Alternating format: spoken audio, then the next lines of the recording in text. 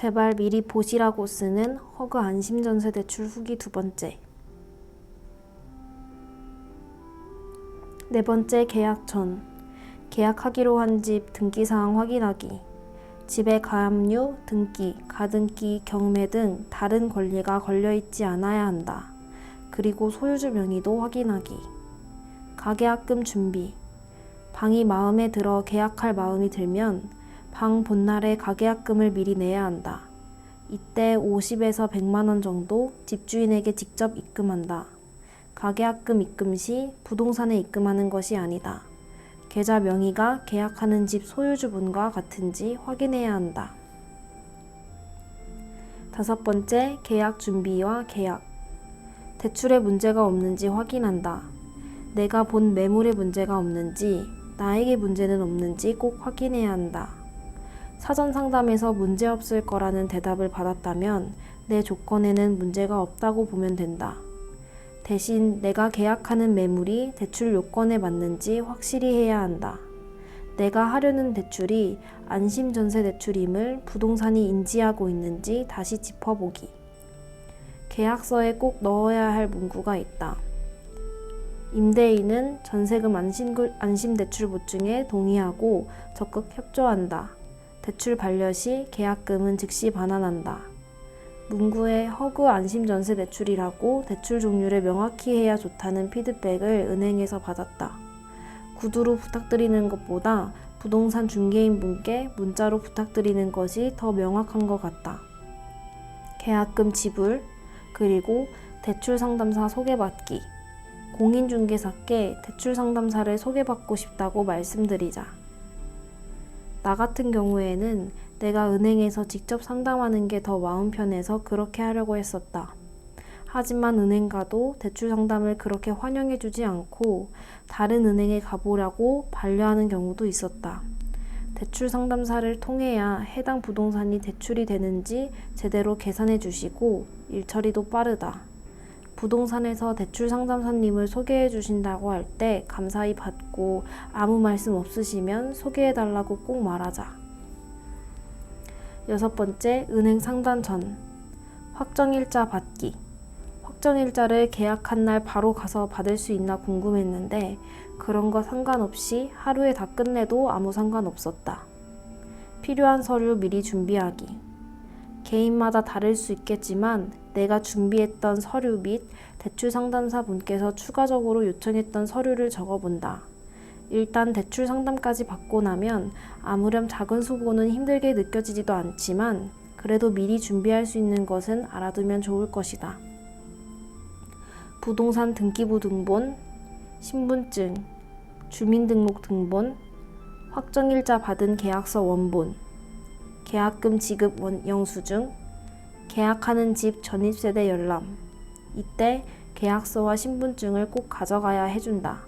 계약서가 없으면 안 되니 헛걸음하지 않길 바란다. 세무서 사실증명. 소득 없음을 증명하면 보증료 할인이 된다고 한다. 건강보험 자격 득실 확인서. 직접 방문하지 않고도 전화로 팩스 보내기가 가능하다. 주민등록 초본. 전 주소가 나오게 주민등록 변경 여부를 표시하도록.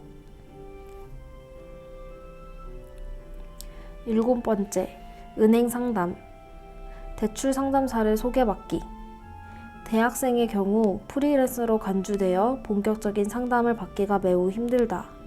은행에서 번호표를 뽑고 대기해도 일단 안 된다는 전제로 말씀하시고 적극적으로 도와주시지 않으니 힘들었다. 그러니까 부동산에서 대출 상담사를 소개받는 걸 추천한다. 참고로 구글에 대출 상담사 조회를 검색하면 은행별로 담당 전화번호가 나온다. 해당 은행에 연결된 번호로 전화하면 이름으로 정식 직원인지 조회할 수 있다. 아래 해당 사이트를 링크한다. 단 대출 모집인을 소개해주는 경우도 있다. 대출 모집인은 은행의 정식 직원이 아니라 다른 기관에 소속된 분들이고 특정 은행과 연계하여 일하신다. 하지만 마찬가지로 명함을 받으면 명함 밑에 등록 번호가 적혀 있다. 이것을 가지고 믿어도 되는 모집인인지 검색할 수 있다. 대출 모집인 조회를 구글에 검색하면 조회 사이트가 뜬다. 아래 해당 사이트를 링크한다. 참고로 어느 대출 상담사를 통하더라도 나에게 수수료나 금전을 요구하는 경우는 없으니 주의했으면 한다. 그리고 코로나로 인한 조기 마감을 염두에 두어야 한다. 만약 은행에 직접 가서 대출 상담을 받는 분이라면 마감 시간을 잘 확인해야 한다. 특히 요즘에는 코로나로 인해 3시 30분 정도에 조기 마감하는 지점도 있으니 시간 분배를 미리 잘 했으면 좋겠다. 나는 이런 경우도 있었다. 어느 은행을 갔다가 직원분이 주거래 은행이 바로 5분 거리에 있으니 다녀오면 상담해 주겠다 하셨다. 그래서 가봤더니 해당 지점은 조기 마감이었고 돌아와 보니 그 지점도 문을 일찍 닫아버렸다. 대출받는 은행이 처음이라면 은행에서 계좌 개설하기. 나는 나중에 부동산에서 우리은행 상담사 문을 연결받았다. 나는 우리은행이 처음이라 은행에 함께 가서 계좌 개설 등 필요한 절차를 밟았다. 이때 자동이체가 언제 되는지, 이자 나가는 날은 언제로 할지 정하는 사항이 많다. 나중을 위해서 해당 날짜들은 미리 메모해 두었으면 한다. 8번째, 기다리기.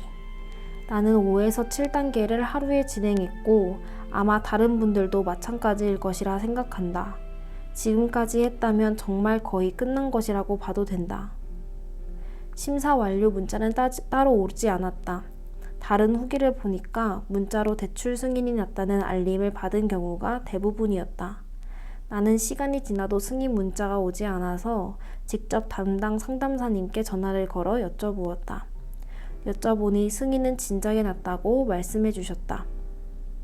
대출 승인이 나면 담당 상담사분께 여러 가지 궁금한 사항을 여쭤보길 바란다. 이때가 되면 대략적인 이자율이 나온다.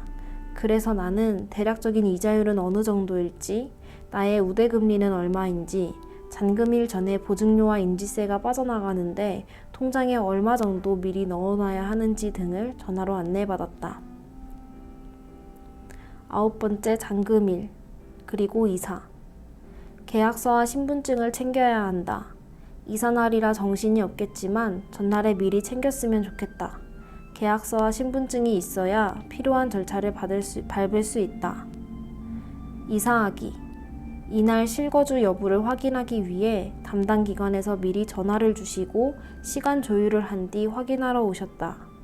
이때 본인이 직접 만나 뵈어야 하고 신분증이 필요하다. 나는 용달로 큰 짐을 옮기는 것은 며칠 뒤에 했지만 이날 전입신고와 작은 짐들을 미리 옮겨두었다. 전입세대 열람. 전입신고하기. 신분증 필요. 전입신고 후 등본 떼서 팩스 보내기. 대출 상담사님이 알려주시는 팩스 번호로 등본을 보내드려야 한다. 전입세대 열람. 신분증과 계약서 필요. 대출을 받았기 때문에 전 임차인이 주소를 뺐는지 필히 확인해야 한다. 아직 빼지 않았다면 집주인이나 전 임차인께 말씀드려 부탁해야 한다. 중개 수수료 그리고 잔금 지불. 10번째, 마무리하며. 내가 특히 알아뒀으면 좋았을 부분을 위주로 적었기 때문에 빠진 부분이 있을 수도 있다. 기타 유의사항은 다른 방 구할 때와 같다. 꼼꼼히 알아보고 좋은 집을 구하셨으면 좋겠다. 허그 안심대출과 관련된 정보가 부족해서 추운 겨울에 너무 고생한 기억이 있다. 그래도 당장 목돈이 없는 사람에게 이런 제도가 있다는 것이 참 다행이다. 다른 분들에게 조금이나마 도움이 됐으면 하는 마음이다. 허그 안심전세대출 후기 끝.